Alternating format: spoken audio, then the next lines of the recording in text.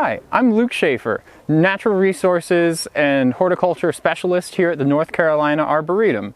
With me today, I have a white oak, the 2025 North Carolina Tree of the Year. Today I'm going to show you how we typically plant our new trees here at the Arboretum. This white oak was generously donated to us by our partner BB Barnes, and we are going to plant it here just below Forest Meadow along the Natural Garden Trail in a spot where we've lost a significant number of large trees and have a fairly large canopy gap, and we would like to fill that in. The first step to planting, and maybe the most important one, is figuring out the depth of the hole. To do this, I'm going to remove the tree from the pot. I like to do this by just cutting the pot off. That way I'm not handling the tree by the stem and loosening up the root ball.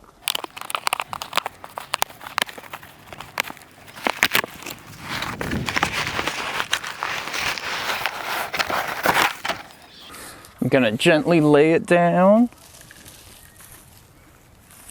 I'm gonna look for the first large root, taking off some of the potting media on top so I can see. Trying to find the root flare so we can put that soil level, or maybe just slightly above too. We just don't want to bury that.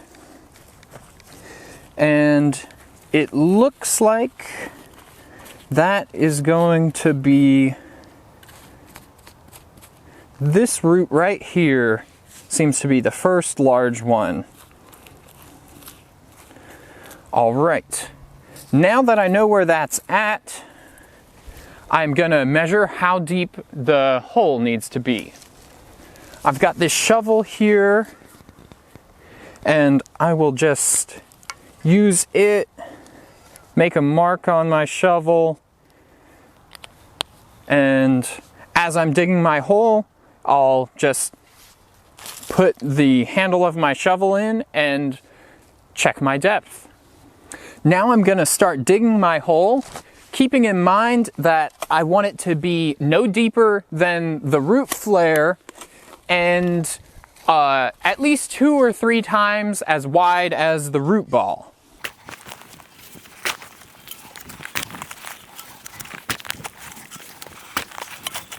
I'm going to check my depth in the middle here with the line I made on my shovel.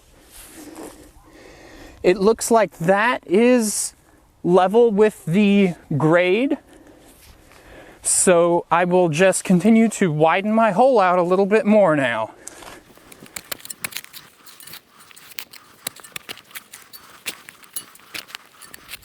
Now I've got the hole dug. It's just as deep as the root flare and about 2 to 3 times as wide as the root ball. Now it's time to prep the root ball for planting. Because this is a container grown tree and growing in containers, the roots are limited in the space they can spread out. They sometimes circle around the sides of the pot. We want to avoid keeping any of the roots that are circling around the stem there, because as the tree grows and the roots grow in girth, they can start to girdle this trunk, and that would be detrimental to the tree. Now I'm going to make some vertical cuts into the root ball to make sure we don't have any roots circling around the stem. I'm taking my soil knife and just going to go straight down. I'll do this at a few spots in here. Okay. If there were roots circling around the pot when I took this out, I would probably shave the edge off if there was a large mass of roots either on the side or on the bottom, but this tree does not appear to be pot bound yet, so that is good. Less work to do. Now we're ready to plant it. Now as I move the tree into the hole, I am going to cradle the root ball so it doesn't fall apart. Stick it here. And our root flare there is going to be level with the ground or just slightly above. So that looks good. Now I am ready to add soil. Because my soil here has some roots in it and fairly large aggregates, I'm gonna pull those out and break up some of the large chunks of soil before adding it back to the hole. Now I'll add some soil back to the hole. Even though there's these very small roots above the soil here, because our first main large root is level with the soil, that'll be okay. These roots will dry up and die eventually, but now I might just go ahead and snip off them just to make it look a little nicer. The main thing is just that our main root is visible and level with the soil grade. This berm on the downhill side of the tree, when I go to water this tree, that will keep the water from just flowing down the hill and allow it to soak into the ground in the root zone. That's why watering berm is helpful. As I mentioned, if you're on flat ground, you want it to go all the way around the tree to help hold the water in place and let it soak in at the root zone.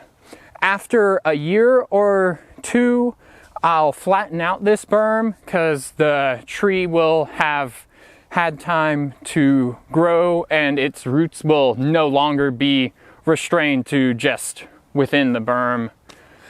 I'm gonna take this bamboo stake off that came from the nursery. I don't want these pieces of tape to start cutting into the tree as it grows. And now that I've got it in the hole, I am done with this stake. I will, however, because the root mass is so small and this tree is fairly tall, it could be prone to swaying in the wind a lot, and I don't want the root ball to loosen up or the tree to fall over as the wind blows. So I will stake this tree. While staking trees isn't something I'm going to cover in this video today, I will have a list of resources at the end of the video that can give you instructions on how to properly stake your tree if you're planting in an area that's prone to high winds, or your tree just feels a little loose in the ground after you've planted it. Now it's time to add some mulch.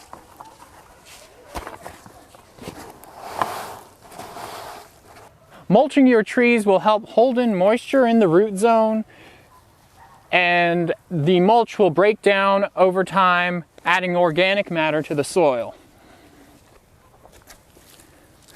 When mulching, you do not want to have any mulch against the stem of the tree, and you still want to be able to see your root flare.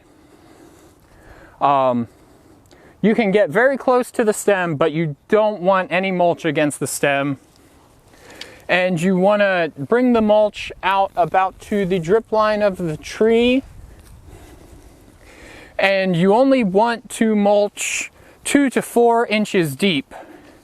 This is for the same reason that we don't want to plant our tree too deep and bury the root flare or the stem, because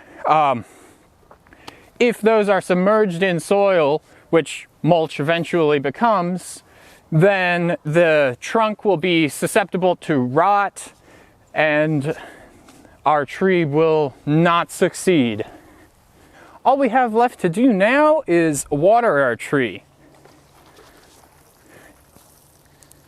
You want to water, saturate all of the soil within the drip line of the tree, and make sure to continue watering your tree for the first year to 3 while it's getting established in its new area. Typically, you'll want to water 2 or 3 times a week, but that varies a lot depending on the weather and also what species of tree you're planting. Thanks for watching and happy planting, everybody.